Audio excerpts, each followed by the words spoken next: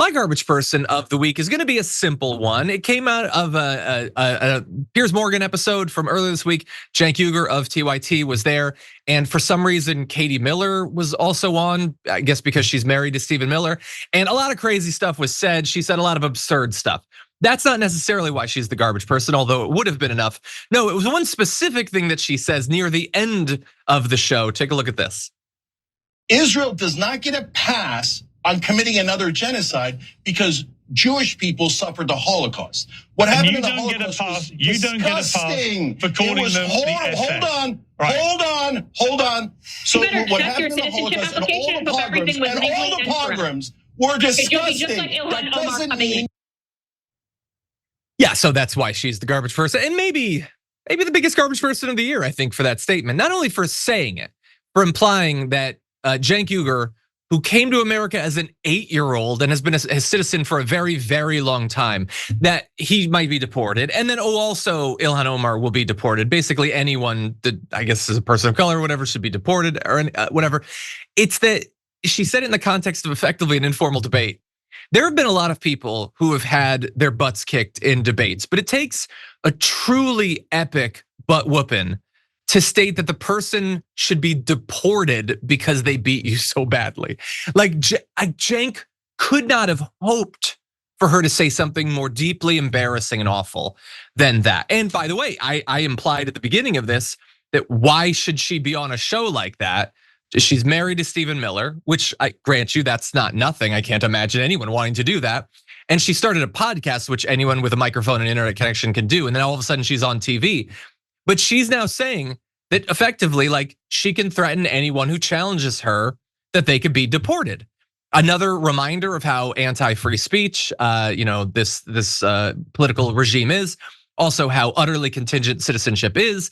That they imply that it's some sort of ideological thing or whatever, but no, clearly it's an identity thing. And so it's just so deeply embarrassing, Brett, that she lashed out in that way. And there was a lot of things that she said, implying that any criticism of her was anti-Semitic in the same way that any criticism of like a move that the government of Israel would make has to be anti-Semitic. She tried to apply that to herself individually. But even leaving all that stuff aside, saying that Cenk should be deported potentially because she didn't like what he was saying, that's pretty embarrassing. What do you think? Like, that is the quiet part you don't want to say loud, especially when you're defending yourself against like being called a Nazi.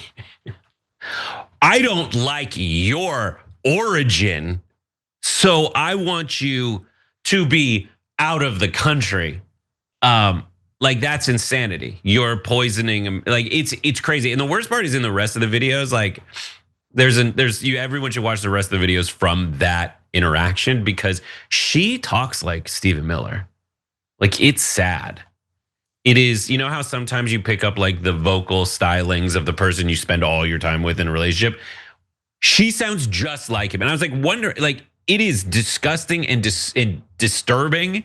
And like, she starts to like look like him in a wig. It's really bad. And like, I think there is anti-Semitism. I think there is growing anti-Semitism. I think a lot of these arguments rely on people's latent anti-Semitism, but they are valid arguments in other ways. And so I think it's totally reasonable to call out when people are relying on anti-Semitic tropes to gain support for their initiatives. But like, she ain't helping that counter argument with this. She's out there saying like, as soon as Cenk was talking about like valid parts of it, out of left field, she says, "Well, what are you mad at my?" She says he said Millers are liars, basically saying her and her husband. Like Miller, yes, I know Jewish Millers, but I also know Christian Millers. Like, that's not, and she's like, "Oh, you're saying because we're Millers, that means that Jews are lying." It's like, dude, this is what everyone's talking about. Yeah. That you're trying to turn into something. If you didn't make it explicit, maybe you'd have a better time in other scenarios leveraging it, but that's it. Yeah, no, and when I see it, I pointed out like the guy who at the Turning Point USA thing was talking to JD Vance, and he was like, "Why should we support Israel when their religion disagrees with ours?" Like, no, that's anti-Semitic. Yeah. You may also want to distance yourself. That the policy change might be similar to like where I'm coming from, but your reasoning for it is very different. Anyway, I think that we're gonna go over the garbage person of the week, the hero of the week, and our final thing. I don't think that we're gonna get to the final story, so I apologize for that. In fact, I think that's gonna be our members' content.